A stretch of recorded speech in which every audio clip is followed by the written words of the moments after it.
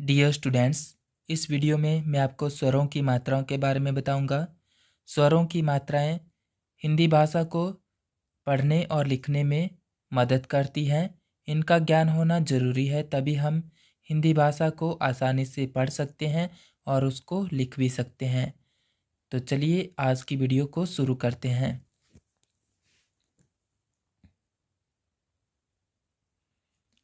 स्वर है अ। इसकी कोई मात्रा नहीं होती है। संयोग। संयोग का मतलब है हम वर्ण में किसी ध्वनि को किस तरह से मिलाते हैं। तो अ की कोई ध्वनि नहीं होती है, कोई मात्रा चिन्ह नहीं होता है, लेकिन जो संयोग है, मिलान है वर्ण के साथ इसका होता है। तो इस तरह से हम कर सकते हैं। ये जो क है इसको हम आधा पढ़ेंगे क्योंकि इसके नीचे जो चिन्ह है वो हलंत का चिन्ह है, और हलंत के चिन्ह का मतलब होता है किसी वर्ण के आधे होने का एक सूचक है ये चिन्ह, और उस वर्ण के नीचे इस चिन्ह को लगाया जाता है। जैसे पश्चात, त के नीचे लगा हुआ जो चिन्ह है ये हलंत का चिन्ह है, और इस तरह से हलंत के चिन्ह को हम प्रयोग करते हैं। यानी कि जो वर्ण है वो आधा पढ़ा जाएगा। क की मात्रा नहीं होती है, लेकिन अ की ध्वनि इसके साथ जुड़ जाती है और इसलिए हम इसको क पढ़ेंगे पूरा। और शब्द है कल। आ की मात्रा ये आप देख रहे हैं इस तरह की होती है, और इसका संयोग है आधे क के साथ जब ये मात्रा जुड़ेगी इसको हम आ की ध्वनि पढ़ेंगे। मात्रा इस तरह से ही लगेगी, लेकिन आ की ध्वनि को क के साथ हम जोड़ देंगे और इस तरह से इसको क आ और का पढ़ेंगे। तो इसका शब्द है क, आ की मात्रा का, ल, आ की मात्रा ला, काला। ई, छोटी ई, और ये मात्रा होती है बाईं तरफ से लगी होती है, और इस मात्रा को जब हम किसी वर्ण के साथ जोड़ते हैं, जैसे क के साथ जोड़ेंगे तो इसको पढ़ेंगे की। इसमें कम ध्वनि हम लगाएंगे क्योंकि छोटी ई की मात्रा है, इसलिए इसमें कम ध्वनि हम निकालेंगे ई की। इस तरह से क के साथ हम ई की मात्रा जोड़ेंगे तो इसको पढ़ेंगे की। जैसे किला। बड़ी ई की मात्रा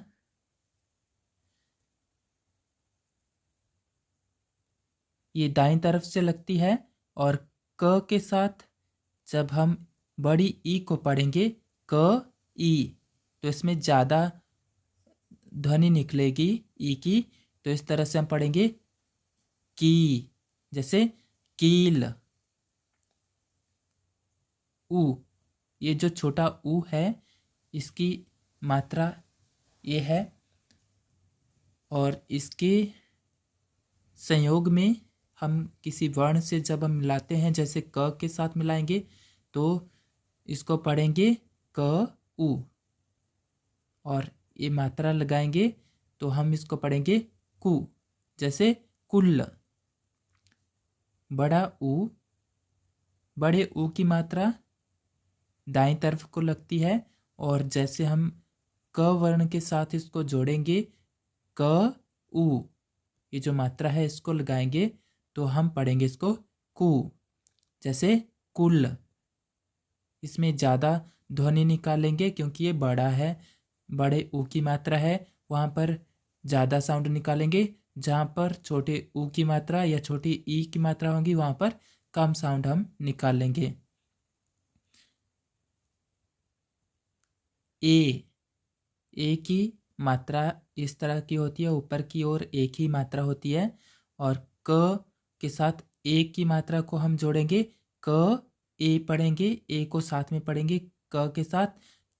क जमा ए, के मात्रा लगाएंगे इस तरह से, लेकिन जो ध्वनि है, संयोग है, मिलन है, वो इस तरह से होगा क ए, के मात्रा लगाएंगे तो के।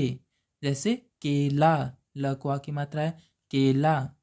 नेक्स्ट है ए की दो मात्राएं ऊपर को होती है और क के साथ इस मात्रा को हम जोड़ेंगे तो ये इस मात्रा को जोड़ेंगे तो ध्वनि ए की आएगी, क जमा ए, कै, और शब्द है कैसा।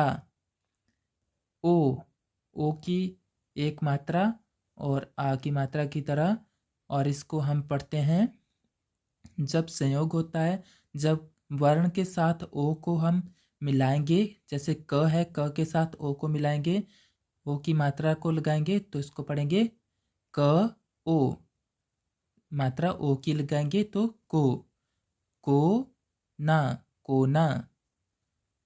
औ की दो मात्राएं होती है, क औ, कौ। हम औ नहीं लिखते, हम सिर्फ मात्रा लगाते हैं, और लेकिन जो ध्वनि है वो औ की होगी क के साथ, तो क जमा औ, कौ, कौन। री की मात्रा इस तरह की होती है, और ये जो री है इसको जो ये री में इस तरह से मुड़ा हुआ है नीचे, तो इसको हम री यहाँ पर ले लेते हैं, और री की मात्रा इस तरह से बनती है, क के साथ री को पढ़ेंगे तो क री नहीं लिखेंगे, हम सिर्फ मात्रा लगाएंगे, क्री, क री, क्री, जैसे कृपा। इस तरह से हम वर्णों में मात्राओं का प्रयोग करके शब्दों को लिख सकते हैं और बोल सकते हैं। इस तरह से हम हिंदी भाषा में मात्राओं का प्रयोग करते हैं। इन मात्राओं का ज्ञान होना जरूरी है। आज की वीडियो में इतना ही। जय हिंद, वंदे मातरम।